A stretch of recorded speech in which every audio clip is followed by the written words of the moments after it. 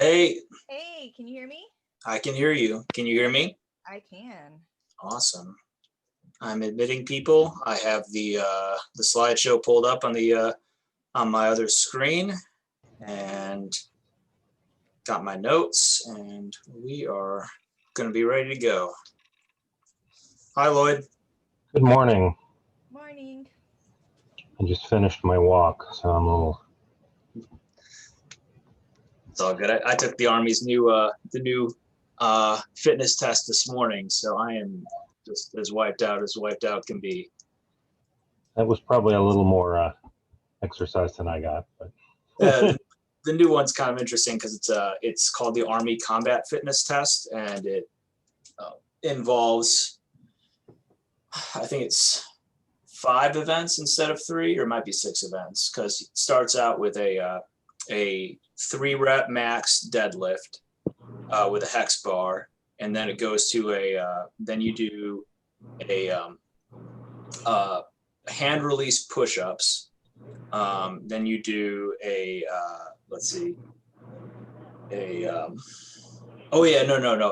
the deadlift, you do a 10-pound medicine ball throw. Then you do the hand release push-ups. Then you do a sprint drag carry, which is a 250 meters of hell, dragging stuff, and it's just it takes everything out of you. And then you've got leg tucks on a pull-up bar, and then you do a 2-mile run. And the real bitch of the bunch is the sprint drag carry. Like because when you drag a 90-pound sled 50 meters and then 50 meters back after you've done a sprint, then you do laterals, then you for 50 meters, then you do what else? Then you do 2 40-pound kettlebells, then you do a sprint again, but like that drag just takes it out of you like nobody's business. And then you do these laterals right after it, and you're just tripping all over yourself. You're like a baby giraffe. So that was fun. I've done nothing this morning as far as exercise. It's been a slacker day, so that sounds super impressive. All good. I have done mostly nothing prior to all of this for months, so it's part of why I'm in pain. All right, we're going to start at 11:32 like we have in the past. So everyone just be patient with us, because we are patient with people who come in just a little bit late. You good if I take a walk real quick? Yeah. Say it again. I was going to say, because sometimes tech is difficult, but somebody else sounded like they said something as well. John, did you say something? No, I'm working in an ops center. I'm just able to watch you, so occasionally there's me some background noise. I'm just going to mute you. You have all the TVs, my goodness.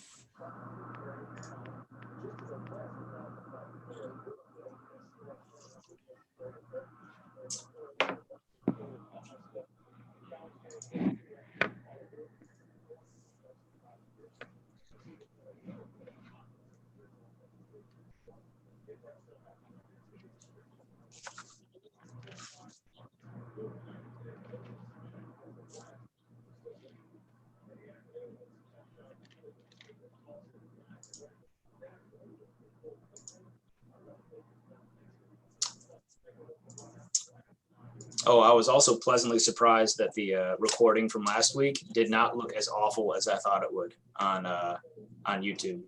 Like I was like, oh man, this must be terrible. And then when I looked at the recording of it, I'm like, oh, I can actually kind of follow along with this.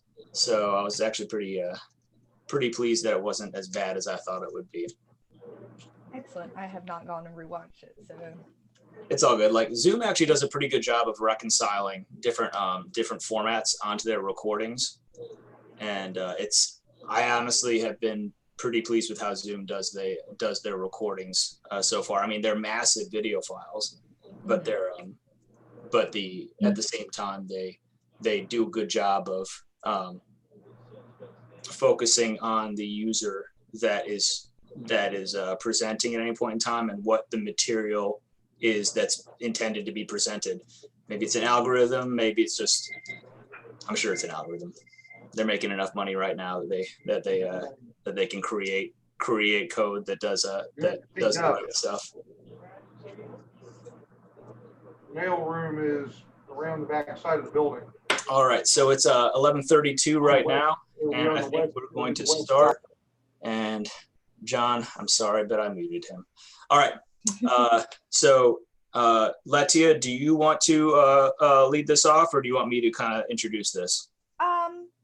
I'm good with leading it off. Okay.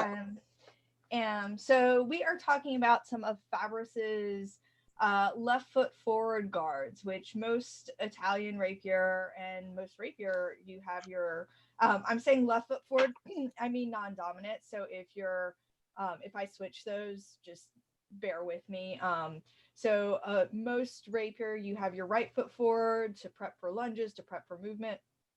But Fabris has a lot of guards where, oh, that just took over my screen in a weird way. So my notes are all gone. Okay, we're good now. We're good now. It just like screen overview. I was like, oh God, notes. Excuse me. So most of the guards have your right or dominant foot forward if you are left-handed. And Fabris goes through several versions with his dagger and one with his dagger and cape that are reasons to start with your left foot forward and advantages that you can use that. Some of the advantages he talks about is it always has a defensive offhand. So none of these are shown in his single work. I looked all through, and all of them are more defensive guards. You have to have something defensive in your offhand to have your non-dominant foot forward with Fabris's system. The reason this does is it can help create fewer openings. And as we talked about before with Fabris, a lot of his whole system is don't give your opponent a target, like hide as much of your body behind what you have defensively. So in this case, since we've got a dagger or a cape in one example, you are hiding everything behind it in order to have safety for that left foot forward. Is that a hand raise, or are you just there, John? Okay, I don't think it's a hand. I think it's just there. He does for this predominantly recommend if you're doing your left foot forward, it's because you're preparing for cross movements as opposed to the more traditional lunges. So it's prepping your body back, it's prepping it to keep it back and to be able to cross or pass forward as opposed to doing the firm-footed thrust or to doing a lunge. So there's systems within this that work and systems that don't. And I am reading off my notes a little bit. So let me get to my place. It also allows you to be able to advance without having to gain the tempo first. A lot of these movements keep you so defensive that you don't have to create an opening in order to go. You are allowed to just cross in with that defensive motion. And I've got both hands because that's a more defensive thing. He talks about like keeping your defensive, your sword and your defensive joined. So those create enough of a wall of defense that it actually allows you to cross through and pass forward without having to gain the tempo first. You still have to gain the blade. Don't ever not gain the blade. Always gain the blade. If that was too many negatives for you non-Southerners out there, always gain that blade, but it allows you to defensively come forward, gaining the blade without having to gain a tempo. So it uses force, more defense that way, which all of his guards keep that in mind. It just sets you up for that pass and sets you up to be able to go before the tempo. Yeah, I'll jump in real quick. Yeah. So one thing that you all who have seen these previous lectures or are familiar with Fabris might have seen is that Fabris is really big on closing lines and limiting your opponent's options. And So when Letia is saying that you're finding their blade, that's really part of making these non-dominant or left, if you're a right-handed, foot forward guards work, is that you're still trying to get as much what one would call finding, which is, as we've discussed earlier, with a sword is pretty complex. With the dagger, it's a little bit more nitty gritty because you have so much less blade to deal with, to work with in that context. But you're still trying to use that dagger in this case to close your opponent's line with their to their sword, and that's really what one of the tactics that we're going to talk about here. So Letia, not to get ahead of you, but just to give an overview of where Fabris discusses this, is we're mostly drawing from book 1, the second part, which is where he talks about daggers in book 1. And the introductory section of it, where he just talks, which is a theme across different books of his, is where he gives general tactics about fighting with your left leg forward and fighting against someone who has their left leg forward if you don't. And so that's kind of the source material of where we're getting the general advice, and then we're going to go into the plates. So Letia is giving her side of the general advice right now, and then I'll dovetail off of what she says before we dive into the specific plates, which will kind of contextualize and give a situational application of the advice that he gives, as well as one thing that Letia decided to do, because she's an overachiever, is she decided to do the also where you're basically squared up to your opponent. Some of the guards that are like that, and guards that have a where your left hip is forward, even though your left leg might not be forward. So Letia, if you want to, you can go back to the general advice, and then I'll come to the general advice after you're done with that.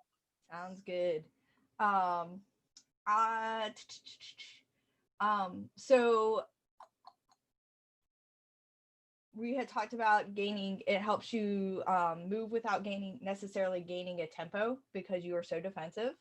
And of all of these, he talks about fourth guard. So when I'm saying the guards, it's the hand position guards, because sometimes there's multiple second guards and multiple third guards. There's only one of the left foot forward of the first guard, but of all of these, fourth is the most defensive, easiest to move in, and therefore the most advantageous. And first is the least recommended as far as most difficult to do, although there are still reasons you might want to do it, and we'll discuss those. And uses also include, so I also, as Julien said, I'm including the even footing guards because they have a lot of similar theories behind why you wouldn't be in your standard. And one of those is voiding steps, which some of the left-footed forward do allow, but the parallel allow even more. And we'll discuss those throughout as well. So the main stylistic differences are going to be, you really are looking at having the defensive position, looking at moving with passes instead of as much of a lunge. Sometimes you can still get a lunge in there or a form-footed attack in there, but those are going to be your base overall differences. And they are awesome guards.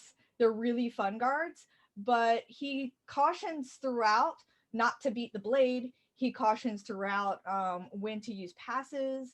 And I just wanted to emphasize there are certainly times to justify using them, but you don't want to just be like, well, Fabris says left foot's fine, and then not use the rest of the theory.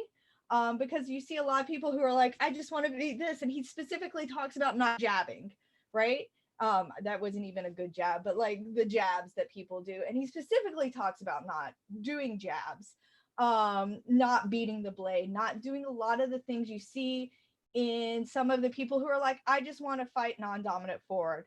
And again, I apologize, I keep saying left foot and just kind of overviewing that it's non-dominant. So this is not an excuse to just do it all the time. You have to use the justifications and the theory and the reasoning of being defensive and not trying to be like that ridiculous jab. Again, not a good one, but like that ridiculous jab and not the ridiculous beat come in as an attack. You have to still, we talked about the finding the blade, the closing off the lines. You have to do all of that or these fail and then you look ridiculous and everybody is like, just fight the other way. Just fight with your right foot forward. So yeah, that was my overview on that. I'm gonna see if Julien has anything, and then which I think he should. Yeah. Okay. So let's talk about some of the general concepts at play here. So from a really zoomed out view in, you know, one of the big things that Fabris talks about is where you're allocating the weight of your feet. So with, and I'm going to get a little bit further back with the camera and take my guard so you can a little bit understand what I'm saying. All right, so if I have my dominant leg forward, I can choose to weight my front leg or my back leg, and each one of those has pretty clear advantages associated with it. If I weight my front leg and I'm in more of a traditional guard, or even more of a Fabris guard, if I put my weight on my front leg, I am ready to execute a pass very quickly because I don't have to take the weight off of my rear foot in order to move that leg forward. Basically, if your leg doesn't have weight on it, then that moves more quickly. If I do have my weight on my back leg, I can execute a lunge more quickly, in theory. Now, when I have my non-dominant leg forward, there are a lot more disadvantages associated with that. So if I have my non-dominant leg forward, and I have one of Fabris's guards that are associated with that, if I put my weight on my front foot, I can execute the pass, which is the main action that you're going to take offensively from these guards. I can execute that more quickly because once again, I'm moving my back leg and I don't have to take any weight off of that leg. I already have the weight on my front leg to do that.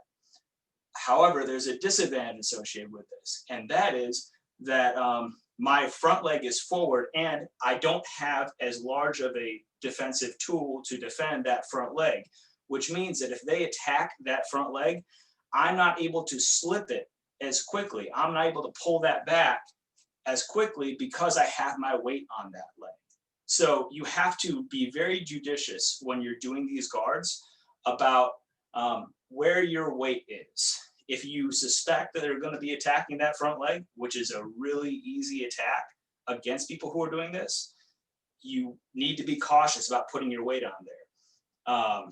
But once again, if you have your weight on your back leg while you're doing it, then I need to unweight my back leg as I'm moving forward and executing a pass for that attack. So that's just a little bit of theory that goes into it. Also, note that in Fabris's manual, he doesn't talk much about hardware in general, but they have pretty simple ring-hilted daggers that are illustrated. From an SCA standpoint, away from the manual itself, if you're gonna do this, if you're gonna decide I'm going into this fight with my non-dominant leg forward and my dagger forward, it might be tactically, if you're going away from the context of Fabris's time specifically, using a more protective dagger might be a kind of less historically accurate to Fabris's techniques as he published it, but at the same time, might be a more tactically sound decision. So let's talk about what the general advice that he gives. Oh, sorry, Letia, go ahead. You can unmute. You're muted. Okay, All right, I didn't realize if I could unmute myself. Yeah. So with the weighting, I did want to just point out that when you are even weighted with your front foot to do the pass, that muscle group that's holding you is still your upper thigh and your bum area within weighting on that leg. You're not tipped super forward. You still have to have that core engaged and that kind of tight middle weight going on in order to move. So just don't over forward weight yourself. Even if your opposite leg's forward, you still should be tight and core engaged within that. So I just wanted to note that. Yeah, totally. So let's go back into his general advice that he gives about this stuff. So I'm actually going to start out with how to fight people that have their non-dominant leg forward, and in turn have that dagger forward, which is what Fabris really goes into a lot about. It's the first one of the two that he discusses. So if you're doing that non-dominant leg forward and you have that dagger out there, the things that they will probably do, the things that he would ascribe someone who has that non-dominant leg forward, is that first off, it's harder to find their sword. If you're trying to get a hold of their sword when they're here, back on that camera, when they're like this, it's harder to get a hold of that sword because I'm running into that dagger, and my sword is much further back when I'm doing that. So it's harder to do a conventional finding and gaining continuum that you would see in like Gigante and Capoferro, and what Fabris talks about in his other stuff. The other part is that a word of caution against people who are doing that non-dominant leg forward is that when they do pass forward, their pass is going to happen with what Fabris calls great impetus, which means that that when they go forward, they're going to be really jamming it through you. And the operative concept there for someone who's fighting that person is that if you're moving forward into that tempo that they are then throwing in that same tempo, that attack with great impetus, you're probably not going to be able to backpedal as quickly or as effectively in response to it. And that goes into the tactics part. So also, just, as he knows, I know, they know, someone who's doing that guard, if they've done it with any degree of experience, also knows that they don't have as much distance in their attack because their sword is further back, and that sword corresponds with the leg that their body blades with. So what that means is that they know that they don't have as much distance with that attack. So what they're going to be doing is trying to get in closer against you. So he includes that with the idea of, don't think that they don't know that they have less distance than they do. Your advantages, if you do have your dominant leg forward, is that you have more reach, and you can let's see. Yeah, you can basically kind of prod at them from a distance. And he even advises that if someone who's out there doing this and you have your dominant leg forward, you should kind of prod at their dagger side to draw them offline. And even if they don't, even if it doesn't work, even if your attacks don't land and wound them, it still could make them more timid and make their kind of aggressive closing that might happen with those kind of people. It might make them more timid to do it because they're being harassed. Let's see. So as a part of general advice, like Letia was saying, let's see, actually against someone who's doing this again, is to keep your distance Don't move into them when they pass to attack you, which comes back to what we were talking about, great impetus. If you're moving in when they're moving into you, and it's not going to be pretty. Even if you win, that's not how you want to win, at least in a Fabris fight. So you want to lure them in. If you want to kind of lure them in to getting to aggressively closing on you while keeping your distance and basically punching at them. And then let's see. You want to be disciplined about keeping your dagger pointed at their sword point. So you don't want to get your you don't want to when I have my dagger with my lead leg forward, I want to make sure that my dagger is really oriented toward where that sword is, which is just generally good advice.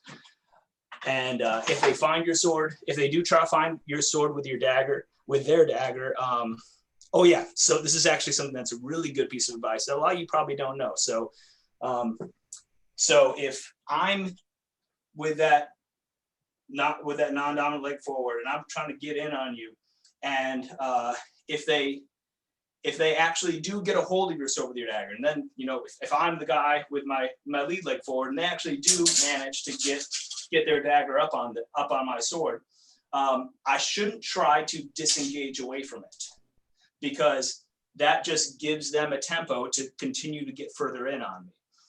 Instead, what I should do is I should bring my sword further offline, because if they're trying to marry that dagger to your sword, they're going to follow it offline.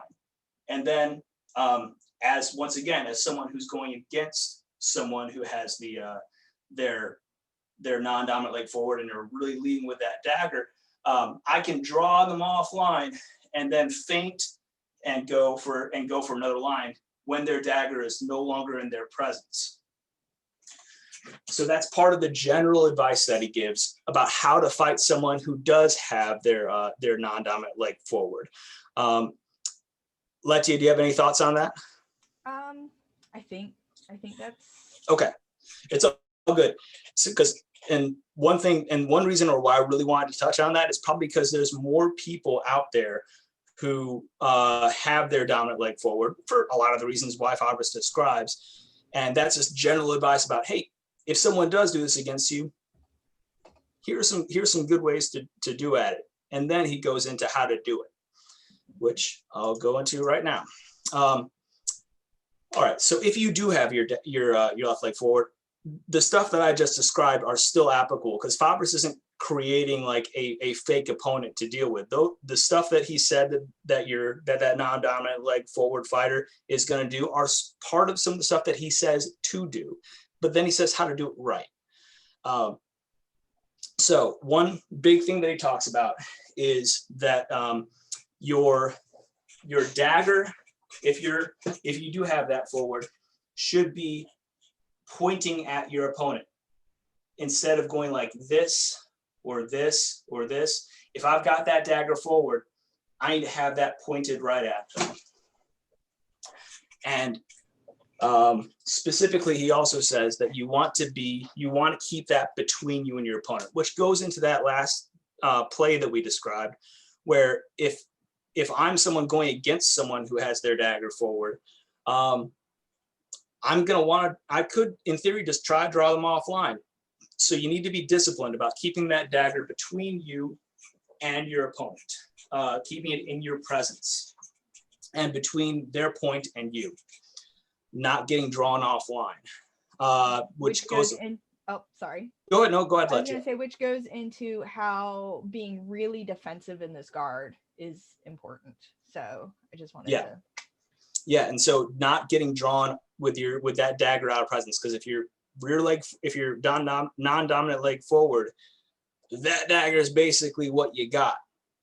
All right, and then the last thing I'm going to cover about general tactics before we go into the plates is he describes kind of an alternate way of approaching it. Besides having your sword like all the way back here, which he does show, instead he says that you can, in theory, join your sword with your dagger in that context. And what that means is that that vulnerable lower line right here, he's closing that by bringing his sword forward and into here. And what that does, he said, he gives options about to do that either in terza or quarta. And the point of that is that I then use my sword to cover, to supplement and cover that lower line. And that also achieves the general idea of joining your blades and creating a redundant defense up here. So you can see if I've got if I'm hunched down, if someone's trying to fool my dagger, if I have my sword further forward out like this, they don't have as many options to fool that dagger and get around it because I've got another blade for them to have to deal with. That's not all of his guards. That's just a way that he prescribes about how to approach that problem. The problem being that I've got my dagger forward, which has less blade, in some ways less defensive capabilities in the sword, and I've got that vulnerable lower line, which includes that leg that's forward and might even be forward weighted. I like to refer to it as a wedge of doom, because you cannot get past the wedge of doom if you properly conjoin your blades, and that holds true within a lot of Fabris and his dagger work. I like that. As a general concept, wedge of doom. Wedge of doom. So, Letia, if you're okay with that, I'm going to turn it back over to you for us to go into the plates itself, and I'm going to present the slideshow. Sounds good. All right. So let's back over here and share. We good? Haven't seen the slide yet. Okay, we are in our intro slide. We're starting out with plate number 50. We've got both the earlier version and the later versions of the plates for you to see. So plate 50 is the first guard that he does. And when I say first guard, it is in prime or first position with the working edge, the strong edge pointed up. And this one is just the left foot forward. He overall does not recommend this guard compared to the right foot forward for first. It does leave the left side more exposed, which is what Julien was talking about, that you do have that exposure issue. And particularly with the first guard, because it's so high, even with the dagger out there, you're so far away from your leg, it leaves that super exposed. And so you have to be aware of that. It's hard to return to this guard. So if you make an action and you have to shift, it's hard to get back there. It's a big motion to get your sword back up there. You're fighting a lot of gravity. You're fighting a lot of body mechanics. You've got to, engage your shoulder in the right way and all the things to get that sword up there and high again. So any movement you make with this, because you're prepared to pass and because your sword's already up and high, anything's going to be a big motion. So you just have to be prepared. It's going to be a long tempo. There's a lot of opportunity for weird things to happen, for your opponent to do weird things during a long tempo, during a lot of movement coverage. And it's likely to bring you too close to the opponent because you're already kind of expanded out. So when you move forward, that's a big, huge motion. So it's very easy that trigger your opponent, Julien was talking about before. It's very easy for somebody to trigger you. You fully snap that rubber band basically, and then it's hard to get it back into a guard.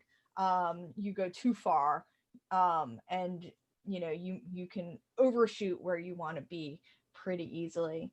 But there's still some good uses to this guard, especially if you know your opponent and what they're about to do. It can be useful if your opponent is definitively going to come at you. So if you've got one of those guys that are just like, I'm going to come at you and I'm going to just jump no matter what's going on, and this guard can sometimes be a good stop thrust advantage for that opponent. So that rush fight I was talking about, there's those, come at me bro guys that are just like, they're just going to launch no matter what. You see it, they're going to launch. You've watched their fight. They launch every single time. This could be a good fight for a good stance, because it has a good, if they're going to give you all that tempo, you're guarded enough that you can just shoot down. And it is also ideal to shift forward to a right-footed action if you anticipate a retreat, which is also good for that rush fighter. So if he's coming at you, you can take, because your non-dominant foot's forward, you can take that step back and shift into another guard very easily from here to here, gain his attack, shift back, retreat out of his measure, gain the attack, and then launch your own attack in a firm-footed attack from the dominant foot forward then. So it's a good, if you're prepared to retreat, it's a good guard to launch forward. Again, good for that rush fighter that is going to give you a big tempo and then be stuck. So an ability to launch back into it. So those are the advantages of that guard, but it is limited, because if it's somebody that's going to try to wait for a tempo or gain a blade or whatnot, it doesn't give you a lot to go from. So you've got to have kind of an overeager opponent to really take advantage of this guard, and you've got to know its limitations before, or you'll get yourself in trouble. And I think Julian's going to talk a little about some counters to this. Yeah. So, like Letia was saying, a lot of what Fabris describes as general tactics to oppose something like this apply in droves, as I said earlier. So you're attacking to that dagger. One thing that Fabris does say is that you can't use the dagger to defend your low line and your high line at the same time. So you see that in this case, the fencers have their daggers pretty high, a little bit higher in what Letia and I call the naked babies plates than in in kind of the later, more wood block plates. But still, they only can really defend so much on that with that dagger itself. So it'd be really a question of staying distanced and picking at them around that dagger. So yeah, that's generally what, from this play, you're using it as a counter to a more aggressive opponent, or you're trying to close against this. You want to maintain that distance. Over back to you, Letia. Awesome. So now that we've discussed advantage and disadvantage of first, let's move on to second. Second is overall better than the first. Again, sometimes it's opponent dependent, but overall better. It's more responsive. It's able to move more. It's able to get into other guards more quickly. You can get into third much quicker from second than you can from first, because it's, if you're already here, so third is really right there as opposed to and so it's much more versatile and responsive, and you've got more defensive coverage. You're not as open on this left side because you've kind of you've pulled everything back and you've blocked everything down. You can really use that. When I say left side, again, that's the non-dominant, whatever your foot forward is in this case, guard. But you're really able to protect it with that dagger more clearly. And because you don't have such an extreme difference from your high and low line, it's really more defensive. You've got that block going on. It's easier to make the small parries and counter guards. So, the big first guard, if you're making a change, there's a big difference. You have to move your body and your arm to do any of the counters. In this one, it's much easier to make small motions to create those same counter guards because you're so much closer to third and fourth. It's so much, you're already low, there's not as many elements to have to change to get those guards to refine the blade or to adjust to your opponent. He does emphasize that you want to use passing steps again with this guard, like all the others we're talking about. And the advantage of the shortened measure to the outside, I'm going to read my notes real quick before I butcher them. Hold on one second. You should find your dagger. You should find your opponent to the outside with a dagger with this guard, because your left foot's forward, you're already prepped to find the opponent from the outside. So you don't have, you have a big advantage because you're already kind of going towards their outside edge. It's quicker, your legs already prepped there, your body's already prepped there, you're a little closer to their outside edge, which makes it a really great advantage in second guard to find. And he specifically says, and he says this throughout, and I've already said it, don't beat their blade with the dagger. That gives them the tempo because it lets them take your energy and come back. It puts your dagger offline, all the things we talked about in some of our earlier things. You want to maintain that really strong wedge of doom, and come forward protected and aim for their outside. But again, enough response this is responsive enough that you're able to mutate your guard into the motions you need to change if your opponent does something that that outside line of theirs is no longer your target. So really nice and defensive here. Oh, I have more notes scrolling down.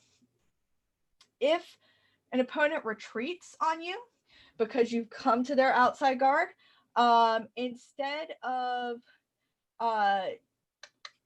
you don't want to keep coming in on that, because when they retreat, that's going to give them an advantage to create a tempo to come in on you at a different angle.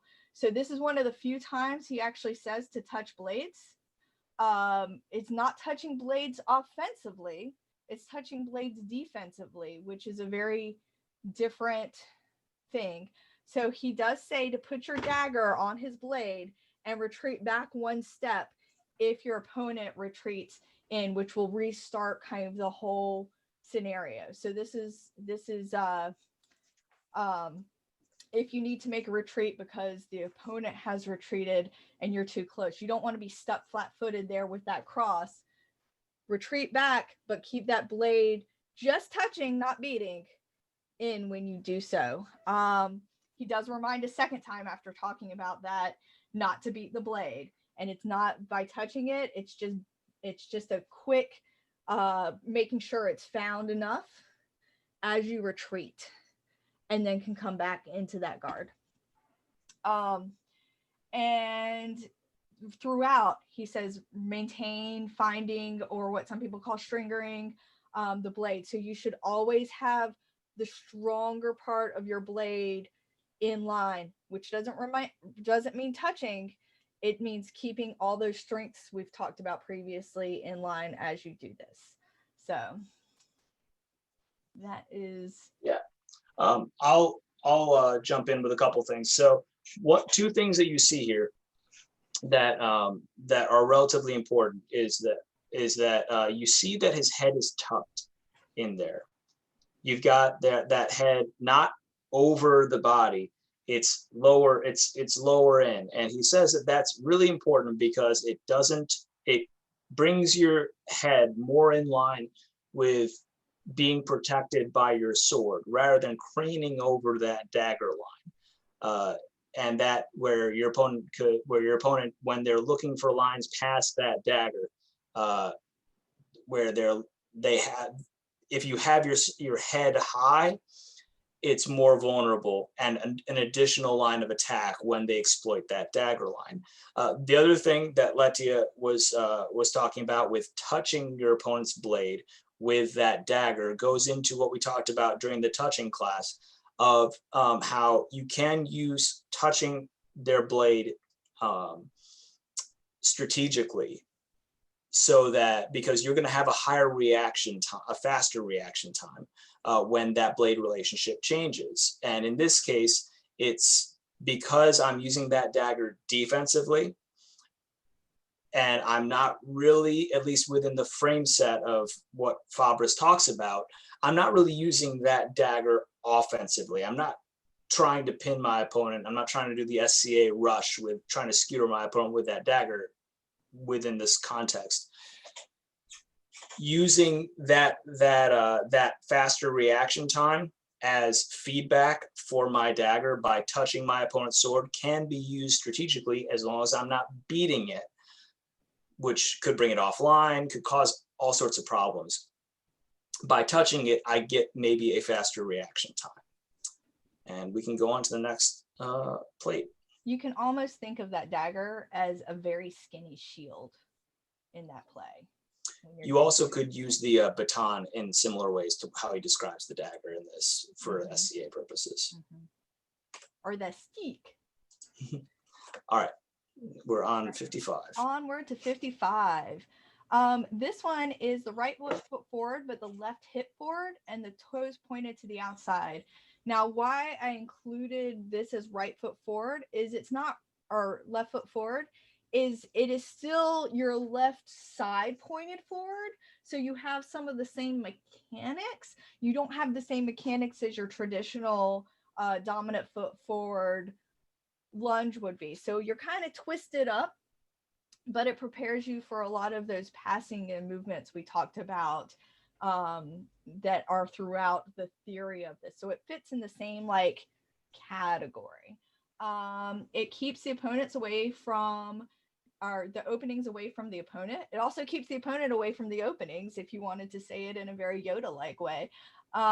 It does keep you able to pass very quickly. It keeps that same balance of weight. And because your feet are in the same direction, it lets you pass very smoothly. And it's not pointing your feet in the direction of your opponent, which we are taught very much in a lot of the early SCA fencing. You're actually kind of sidestepping like a little crab. But it works really well to keep you able to move. Kind of like marching band. If anyone did the side steps in marching band, you walk that sideways way, but your swords are still pointed forward. Again, he says again in the book, don't beat the blade. So I figured I would say it again because it's important, clearly, since he says it a lot. With this guard, you want to find with the dagger as opposed to finding with the sword. Some of his plays you do find with the sword still, but like this one, you want to find with the dagger. You want to keep that dagger forward. Your dagger is really defensive. It's a lot of fort. So you want to keep finding with that dagger in this case. And the big advantage of this one is you're able to, because you're crossed, if you need to get out of the way, it's really easy to cross the other way and move your body almost like a body void to change positioning of your body to let the opponent's sword go offline by moving your body as opposed to having to move it with the sword. So it's really easy to void and change positions of your body angles with this guard. It's also easy to change from second to fourth with this one, unlike first. And so it's easy to go just past third into second or into fourth from this second guard. And as you can see, it's really crunched in. It doesn't offer any openings. So you don't need to actually offer a tempi to move before your opponent moves. So you don't have to gain that space of their movement in order to go forward first. So because you're so defended, you can find with the dagger. And again, I'm going to check with John and see if that was a raised hand or just a movement. I think it was just a movement. So you are able to move before moving into the tempo of your opponent in this one. So that is what I have as advantages that Fabris says. And I'm going to get my cat real quick because he's making a mess. Stop. Back to you, Julien. Yeah, hey, one thing I want to cover, I just took off the share, is that one thing that's kind of cool about the guard that he describes here is that when you've got your legs crossed like he does, where I'm right here and then my legs are crossed right here. You can't see it below the screen, but they are. Is that I can really, since I've got my lead leg forward, I can really quickly transition this to a more conventional, guard, like he says before, like he illustrates in other sections, and it's much more kind of gets a lot more ink in the manual. So one thing that's kind of cool about this, like I said, is that I'm here and it's a relatively small movement and non-committal movement for me to get to just shift over to a more conventional guard. And note as he did that, his body moved away from, so that becomes a body void as it also becomes the counter guard to be able to be in a different guard. But we'll move on to the next plate. Sounds good. Here, back to sharing. There we go. So this one's kind of the reverse. He goes through a lot of the second guards, all the potential parts of them. So this one is the right foot forward, but the left hip forward. And it does the same thing, but in reverse. You don't have the advantage of having the sword as far back, but now you have them forward and some protections. And in this case, he keeps it up and slightly out of presence. It limits, this one limits the openings to the outside and above. So if you've got especially a cut coming down, this one, you've got no cuts to that upper right side. So this one's a great one if you're doing like have a little cut coming in. You must go under the opponent. So this one is great if you are much smaller than your bigger opponent and you want to come down under them. One of my favorite moves was I rarely do cut and front, really rarely, but it was a historic tourney and somebody was like very much set up as a tall guy gonna do the cut, and I was like, I got this. This is the one time I can use this guard. So you can come under, and that really protects that high line. So if they're committed to being taller than you, this one works well because it's up, totally protecting your upper outside. And it does want you to circle.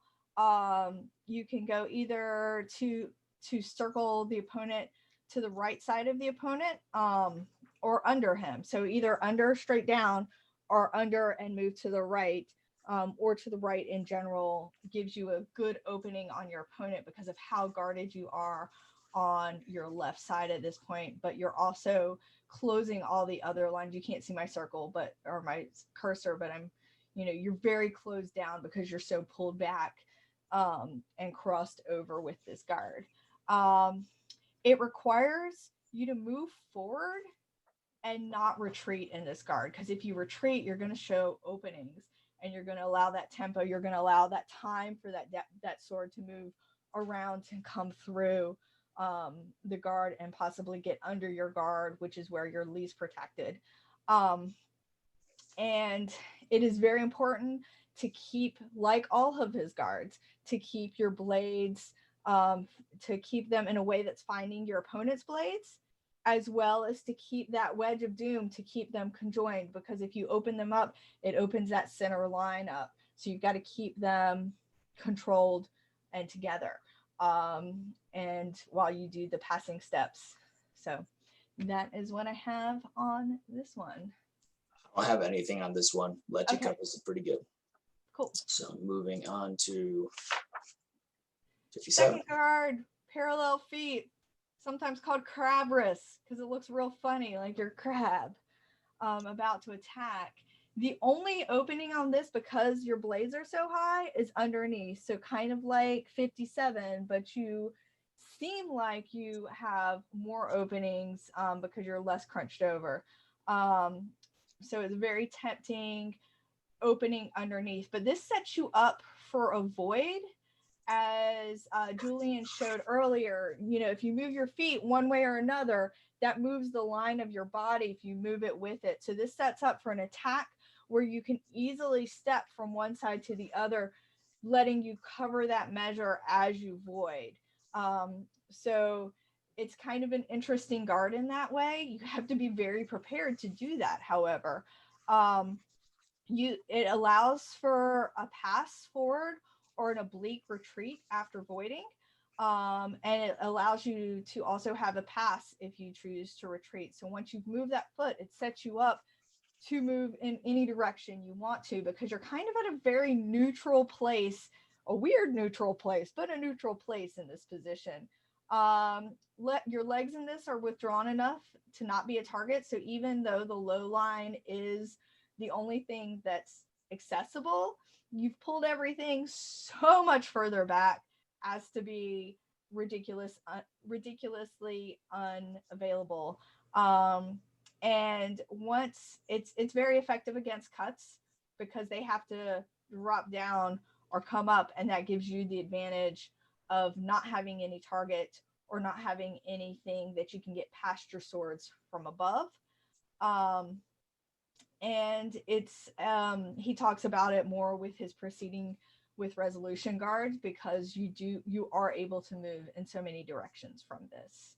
So I don't know if you did any counters on this one. Yeah, so one thing that you can see is that as she mentioned, it's great against cuts, because you basically got this web of steel right in front of all your target areas. And you're kind of creating a frame of protection around that. The other thing, though, is that it's also pretty decent to throw cuts from, because as in a typical cutting motion, you withdraw your blade if it's not already withdrawn, and then throw it forward. In this case, the blade is already at an angle where you can throw a sufficient cut from it. So you can, so from a practical side, which I don't think Fabris really talks about in this, you could, if you were taking this into a cut and thrust game, use that to kind of whip it out, whip that sword forward at your opponent in response if they're not really expecting it, because you brought rapier and dagger there, you're supposed to be just thrusting at them, right? So anyway, on to the next one. Yep. So now we're moving on to third. This one is third left foot forward. So it's set in such a way to enhance your dagger's defense. Now, all of the guards we've talked about, you really want to use your dagger as defense, but this one particularly kind of highlights your dagger. It puts it just a little bit forward mechanically. If you turn that arm down, it allows you to kind of shift that dagger just a little bit forward. It just gives you an extra inch, basically. So it really kind of enhances where you can put your dagger. And again, your dagger is for your defense in this case. It also lets you, because of that curled down that going into third does, it gives you more body defense. It kind of pulls everything in even tighter. It presents an even smaller target on the left side. Because of how you can close this down, and because of how forward your dagger is, everything's going to just slide right off of that left side, and your sword is there to protect anything that could come around that very steep dagger angle that, there's almost not a need for the sword there, but that slight little bit, your sword's already there covering that left. Because of how versatile it is, it enables you to make very small parries, very small movement of the hand. You're in third, which lets you go to fourth and second super quickly. The sword hilt in this case is held close to the knee, which gives a better defense with the fort of your sword, because everything has to come through that if it's going to the right, or even if it's coming to the left and you get around that dagger. So you have maybe an inch of difference between where you're going to need to put that fort to change it if the sword comes down to either side. So you're really protected. You're really close, closing down those lines with that fort being pulled in. This is a great measure. A lot of them, they're like, oh, you've got to move. You don't wait for your opponent. This one, you can wait for your opponent in. And it's also good for shortening the measure. So if you need to creep forward, you can do that in this stance. And it's better to pass forward again with this stance than use a firm-footed attack. So this one's meant for passes, not for the actual lunges to set out. So this is a kind of good prepping guard, a kind of good protected waiting and being able to move forward guard either way.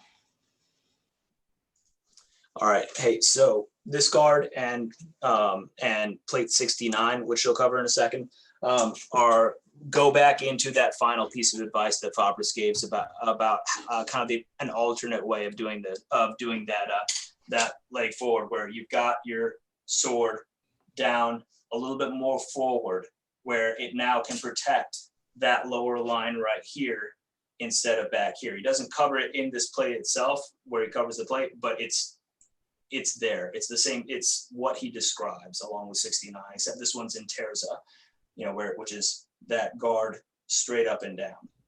So in this case, like I said, this gives you more ability to protect this lower line right here. Anyway, we'll go back to the next one now.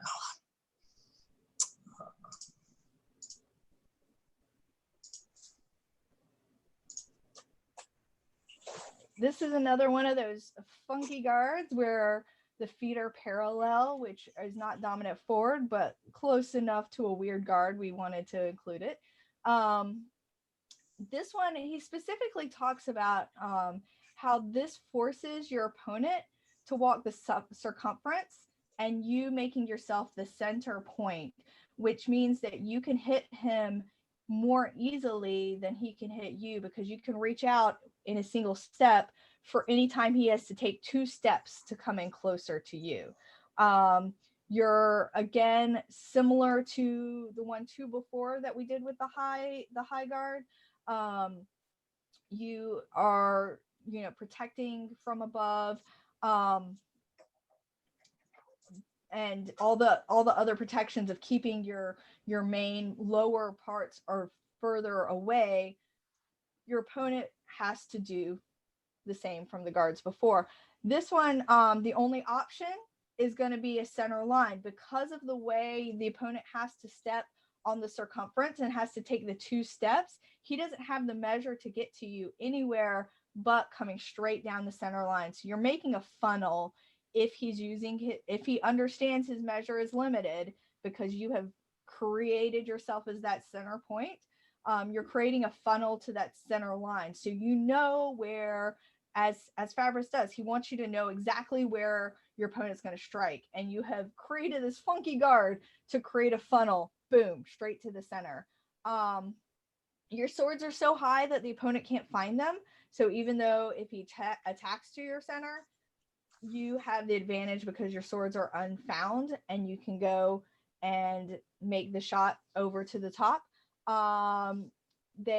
Opponents will often be deceived of thinking that you're not in measure, because they are not in measure, because you are able to strike out so quickly and so efficiently from this guard from a measure standpoint, that you are able to gain that measure more quickly, because of that center point versus circumference. So did you have anything on this, or shall we buzz past to the next one? Cool. There's a lot of writing on that previous one, by the way. So the 4th guard, left foot forward, is in Fabris's the best of all the left foot forward. We saved the best to last. It's the best of the left foot forward guards. The left side is highly covered by the fort of the sword, just like in the 3rd guard, but even more so because now you have the strength of the blade on that outside left side. This one gives you really good reach. Again, we're extending the sword, not jabbing the sword. The biggest weakness is going to be between the blades, but we have a wedge of doom. So if you keep those blades conjoined, you should be good. You're able to handle diverse attacks. You can wait. You can do your lunge from this. You can do. You can wait for your opponent to attack. You can do passing attacks with this. So this one's very versatile, unlike a lot of the others where you had to take the tempo before your opponent moved. or you had to wait for them to move into you. And this one is also better to perform a feint to gain a tempo because there's no actual openings. So you can't wait, you can't funnel your opponent to an attack. You need to create a feint by going for something, waiting for that opponent to react, and then using their tempo if that's what you choose to do from this guard, because it's so protected down. The dagger protects the head in the upper line, swords protecting the lower line. You're set up to close, measure, and a pass. So it is pretty it's a pretty good guard and pretty diverse. So All right. So like Letia said, that guard goes along that final piece of advice of what Fabris says with going with these with making a non-dominant leg forward guard work. You got the wedge of death, wedge of doom. You've got your sword is relatively free and supplements that dagger, and it's able to address your lower line. So I think before we go to questions, I'll just say that as closing, if I were to be making this work in the SCA, if I wanted to go into a tournament and make this work, I would do what we just described in plate 69 of having that non-dominant leg forward, getting my head tucked, and then keeping my sword relatively free out in here while protecting that low line. And that gives me the most, it closes lines of defense that that my opponent would otherwise have in similar guards. And it follows the same principles that that he covers throughout most of it. And then if I'm attacking someone like that, I am maintaining my distance diligently. I'm not closing in the same tempo as they're doing their probably very aggressive pass forward to attack. I'm making sure their dagger doesn't get a hold of my sword. Once again, this is me fighting those people, the people that we're talking about. And really just kind of exploiting that smaller dagger side and maintaining my distance by exploiting that increased reach of my sword. Letia, do you have any closing thoughts before we go to comments? I think I'm good for comments. Okay. One thing that I can maybe introduce if anyone has any questions is just, we've all probably fought someone who's been doing that non-dominant leg forward guard. Are there any things that you see that are successful against them that aren't covered in what Fabris says? Or if you do it, what maybe are there strategies that he doesn't cover in what we talked about? So go to anybody who wants to say anything. Otherwise, we'll close it out.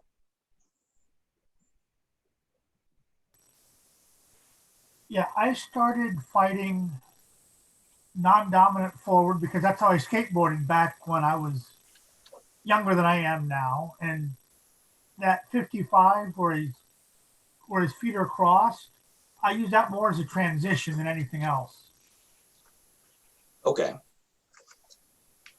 To set up closing in closer, or to set up like an invitation, or what? To close in closer, to go between non-dominant forward or left foot in my case, and to subtly switch between left and right foot forward. Okay. So using those transitions as you close to an advantage, instead of maintaining that guard the whole time through, transitioning strategically as you close that measure. Yeah, I use it as a half step forward, half step back, maintaining sword position, but switching feet. Okay. Yeah. Start out left foot forward, do that half step, and then half step again to go right foot forward to close measure without changing sword position, to use it as a subtle measure close. Okay. Yeah, no, that makes a lot of sense. And I think a lot of stuff with that Fabris talks about are based on trying to make a guard work rather than kind of strategically transitioning between them and doing that. But that's part of the overall kind of more graduate level approach to all this. Anybody else? Yeah. So without knowing it, I've been fighting Fabris the whole time I've been fighting. It's just what my teacher, Sir Damon, taught me how to fight. And I find that I typically, going by the instruction that y'all gave today, I typically fight in the third and fourth guard. And I find it extremely effective. It keeps me very well defended until I do something silly. And the things that I normally just attack are whatever's closest and open, typically hands, arms, unless they do something just silly and then I can just stab them in the face or the chest. I don't transfer into the footwork so much as what he's showing with the crossing of the feet, just because Damon always said, don't cross your feet because you get bound up. And I found that in heavy fighting, it's pretty much the same way. It's real easy to get bound up if your feet get crossed. So I typically just don't do it. So what you're doing is you're using that, creating that defense, and then getting in close enough with your opponent that you can jab at them with into their closer openings. Is that what you're describing? Yeah, like I'll get close enough that I feel comfortable that if they do anything lunging or poking at me, I can just small circle with my dagger just to pull it offline to keep me safe. And if they come high and outside, just a quick strong side parry with my blade. And I try to keep my points always pointed, no matter what I'm doing. My points always at the opponent, so that my riposte can be straight at them. I don't have to try to bring anything back online. I can just from whatever parry I've done, unless it's even that small circle, I'm trying to keep that point online at them, so I can use the smallest amount of energy and have the maximum effect. So there's actually a couple interesting things within what you just said there. One is the point staying online is not actually necessarily something that fits within the full system of Fabris. As you saw, some of the guards are more angled and crossed, but the more important thing is having that guard in line. And your point, when you have that guard in line, as you straighten your arm, the point will come in line. So I think sometimes over focusing on that point being in line will actually make your hand positions less advantageous to defense. And you actually have to then straighten your arm to continue that point in line. So that is a different theory than what you'll see in some of the Italian books of keeping that guard in line, even if the point is offline, because as you pull it straight through, some body mechanics will straighten that naturally. So if you're jabbing more, you do need to keep that point in line. But sometimes if you're coming through and moving it forward smoothly, it'll naturally straighten out. And a lot of these do have that more straightened out extension. So it feels like you're almost having your hand pulled rather than coming from your elbow and jabbing out. So the hinge that you're using, whether it be your elbow or your shoulder joint, can really affect where that angle needs to come from. So I think if you want to look at this system, so, there's lots of systems out there and they work various different ways for various different people. If you want to look at more of this system, looking at moving with your shoulder to create that smoother motion, because that's a bigger muscle group. And it also will pull the rest of your body in with that motion. It'll give a more smooth motion, not just to your sword, but to your entire footwork motion. So that was kind of one thing you touched on with that. And you were saying. So Letia, if I could just jump in that real quick. So I think what he's describing is that it's he's not necessarily stepping in conjunction with that attack. And when you're not stepping in conjunction, sometimes it's harder. Your body doesn't naturally bring that in line. So I think there's a strategy there of, if you do step, then if you do have a step as a pass or a lunge in conjunction with your attack, it's that step and that body change might naturally bring you in line, but might naturally bring your stuff in line. But if you're not stepping, then that there's definitely a lot to be said for bringing that point online ahead of time, because then a simple extension doesn't have to include a reorientation of the point. That is also a good point within that. So I guess subtle differences there.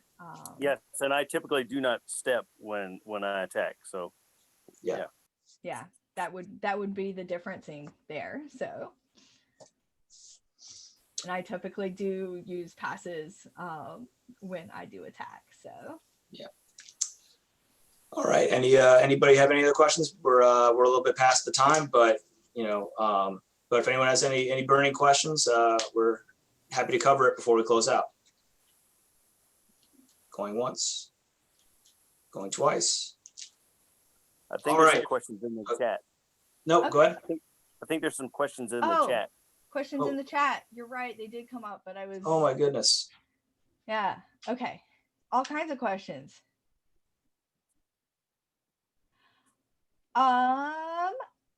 I got this top one. Let me finish reading it all the way. So, or at least the first half of it, I got. So with a lot of the balance things, your balance in these guards come from keeping your core very tight, and you're. Now he's saying the cross leg guards. Huh? So he's saying the cross leg guards, the one where you're all. You're still keeping your guard, so if you're cross-legged, you still got to keep that core and that back hip down in order to keep your balance in the same. I've got a dog bed in my way. So you've still got to keep that balance down, and pulled down kind of towards the earth with that lower, whatever your back hip is, to maintain that balance and be able to move.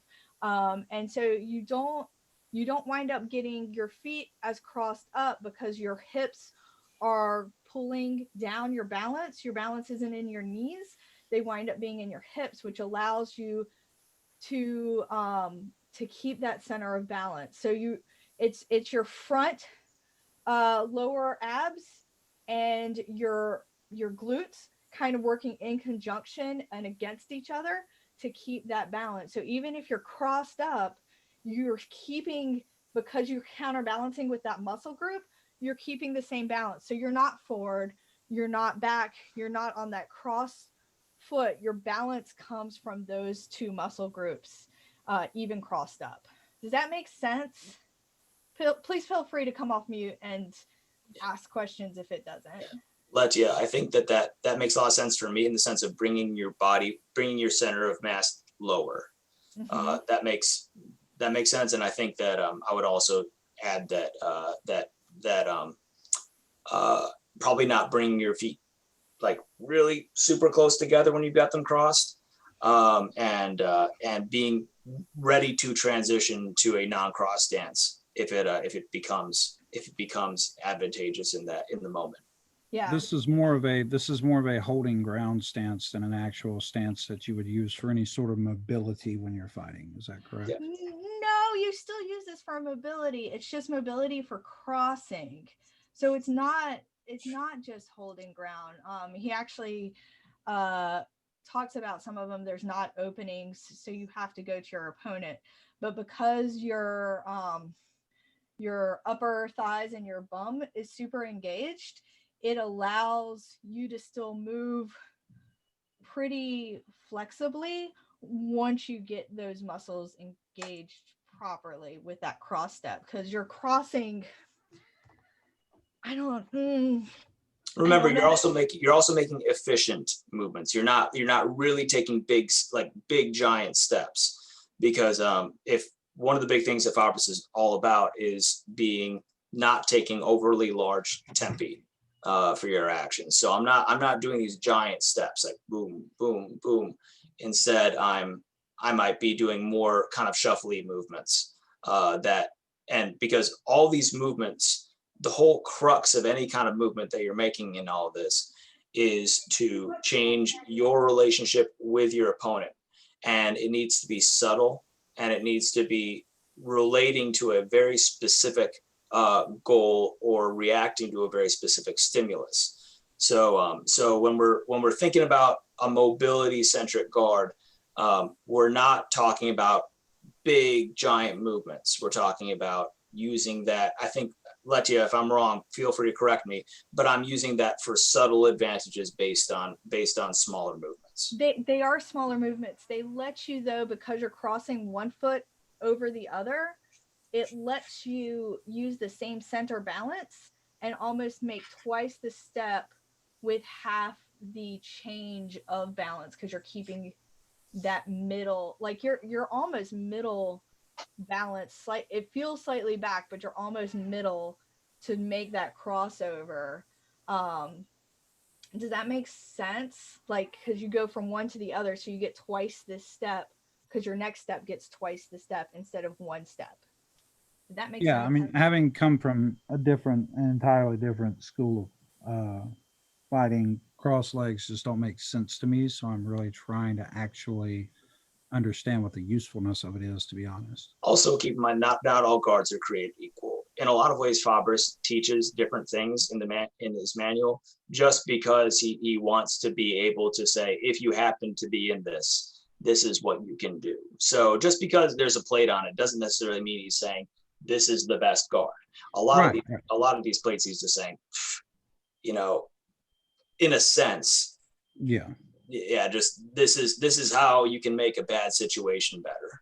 And I think that's what I'm trying to wrap my head around. Is this more of an incidental plate, or is it more of, or I guess that's not the right word, but I don't think we could give a definitive answer to that. But yeah. But yeah, I think Letia has given some good thoughts on how to make it work a little bit, at least in the sense of, like, I'm not gonna put words in her mouth.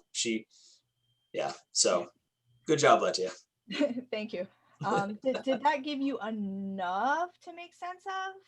It at least gives me enough to explore, I guess, in my own headspace, where, when, and how I would possibly use that. By all means, don't take our words for it. Try it out yourself.